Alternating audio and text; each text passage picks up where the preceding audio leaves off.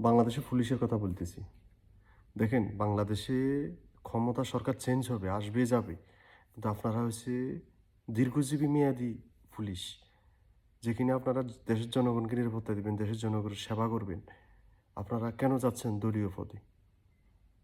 আপনারা কেন দলের দিকে ঝুঁকতেছেন? আপনাদের কাজটা কি? আজকে যে একটা পুলিশের যে মৃত্যুদণ্ড রায় হয়ে আসলো, এটা কেন আসছে? দেখেন, আপনারা পুলিশ যে এত ভালো, ভালো না।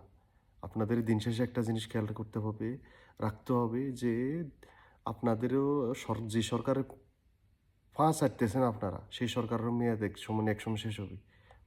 আপনারা আপনাদের মাথায় কি সাধারণ জ্ঞান নেই?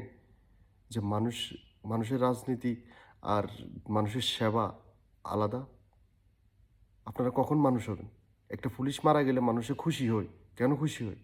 আপনারা এখনো পর্যন্ত বাংলাদেশে স্বাধীনতার এত বৎসর আপনারা এখন পর্যন্ত মানুষের ভালোবাসা অর্জন করতে পারেন নাই।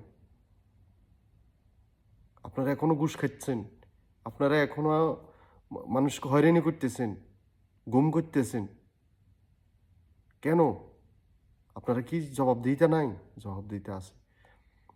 এমন একটা সময় আসবে, দেখবেন আপনাদের খুঁজেই পাওয়া যাবে না। এমন একটা পরিস্থিতি হবে যারা দুর্নীতি এবং অপকর্মের সাথে জড়িত থাকেন।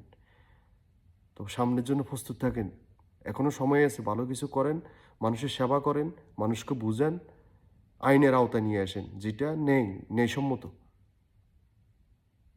সময়গুলা নষ্ট করিয়েন না। যেগুলা যাচ্ছে দিন, সেগুলো আর ফিরে আসবে না। আপনার ক্রেডিট হচ্ছে আপনি ভালো কাজ করে মানুষের সেবা দিচ্ছেন, আপনাকে মানুষ ভালোবাসে, আপনার নাম বলবে। এটা হচ্ছে আপনার ক্রেডিট। আর না হলে আপনার কিছু নেই।